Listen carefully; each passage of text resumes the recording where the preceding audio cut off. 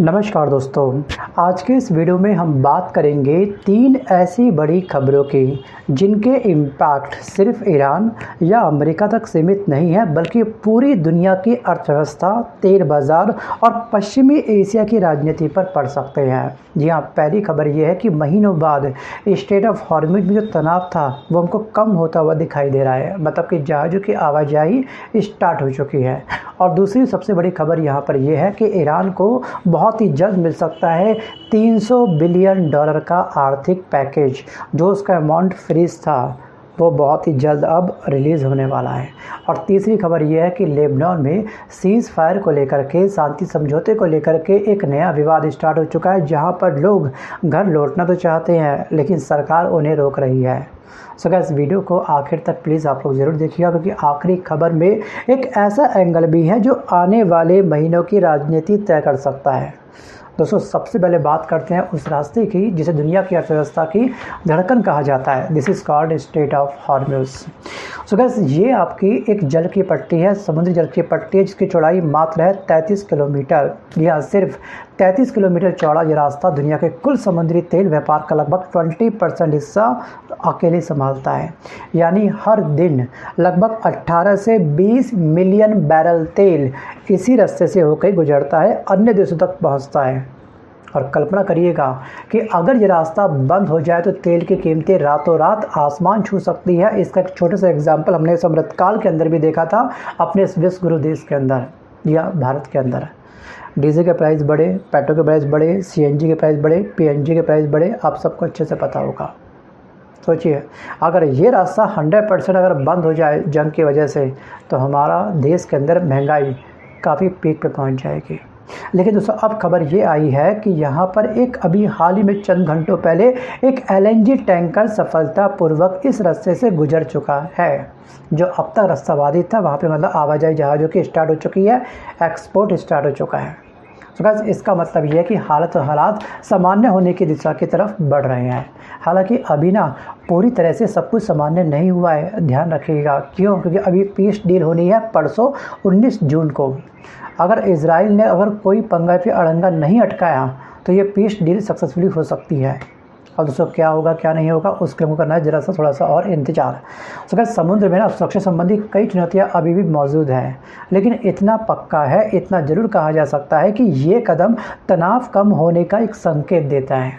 दोस्तों, कहते हैं ना कि कभी कभी ना मिसाइल के अटैक से या फिर मिसाइल से जो रास्ते नहीं खुल पाते हैं वो बातचीत की मेज पर खुलते हुए दिखाई देते हैं।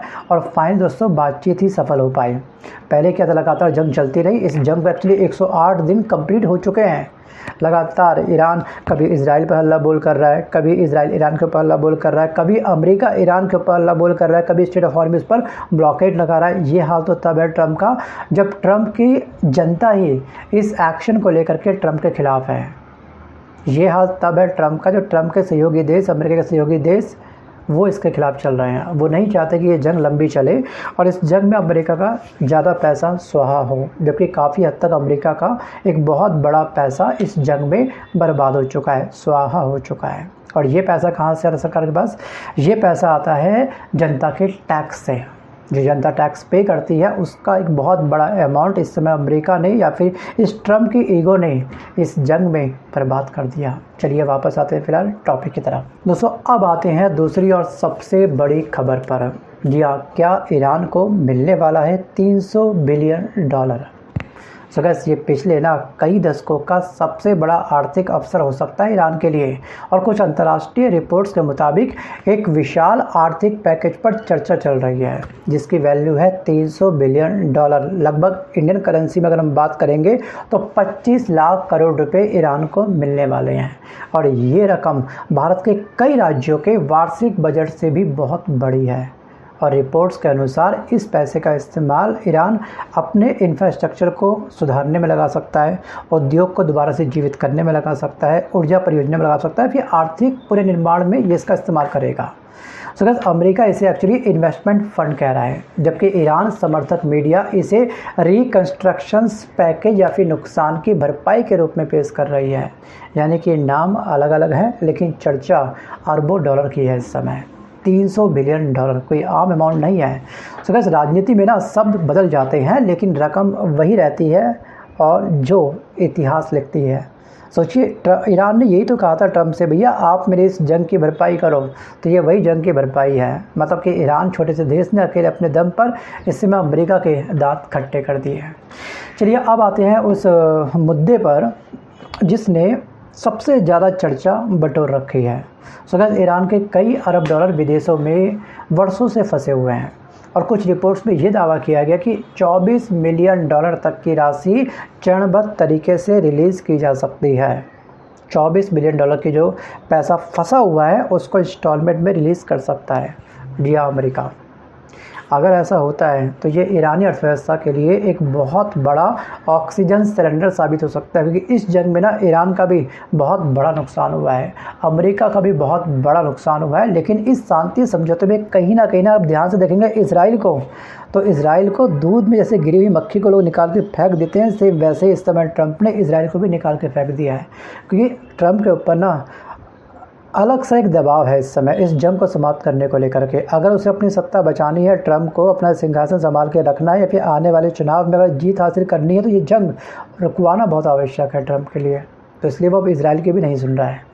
और जो रिपोर्ट में ये भी कहा गया है कि बातचीत की प्रक्रिया शुरू होने से पहले ही एक हिस्सा जारी किया जा सकता है इसके फ्रीज हुए अमाउंट का।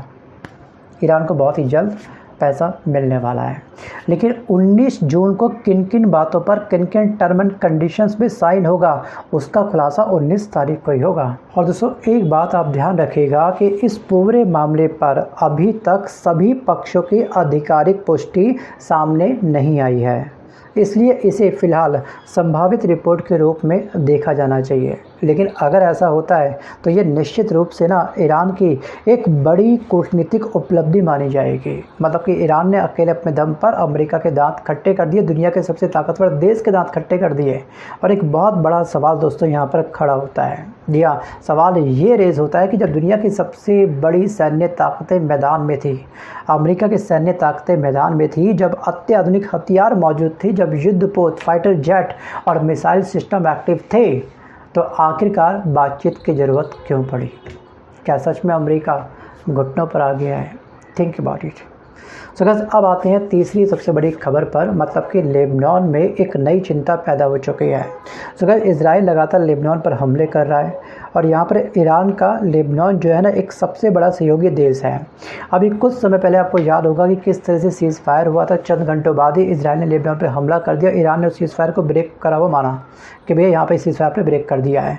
सोचिए, इजराइल ने ऐसे स्थान पर बमबार्डिंग करी थी, 10 मिनट के अंदर 100 मिसाइल अटैक किए थे उस स्थान पर जहाँ पर आम जनता रह रही थी। यहाँ पर बड़ी संख्या में मासूम बच्चे मारे गए, बुजुर्ग लोग मारे गए, वहाँ की आम जनता मारी गई थी। अब इस नए शांति समझौते के अंदर क्या लेबनान भी ऐड होगा?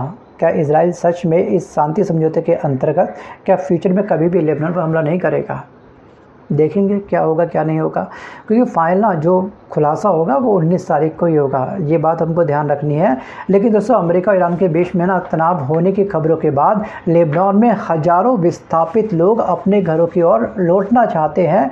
लोगों को उम्मीद है कि अब हालत बेहतर होंगे, हालात मतलब सुधर जाएंगे। लेकिन लेबनान की सरकार और स्थानीय प्रशासन लोगों से जल्दबाजी ना करने की अपील कर रही है। क्यों? क्योंकि ज़मीनी हालात अभी भी पूरी तरह से स्थिर नहीं हुए हैं। मतलब कुछ क्षेत्रों में सुरक्षा को लेकर के अभी भी चिंता बनी हुई है, बरकरार है। यानी राजनीतिक समझौते की खबर और ज़मीनी सच्चाई के बीच अभी भी दूरी मौजूद है। एक गलत कदम पूरी सल्तनत ख़त्म। तो इसलिए सरकार ने ये बोला है कि जल्दबाजी मत करो, जो जहाँ पर है वहीं पर रहो। और यही वजह है कि प्रशासन लोगों को इंतज़ार करने की सलाह दे रही है, क्योंकि इजराइल का कोई भरोसा नहीं है कब कौन सा हमला कहाँ कर जाए।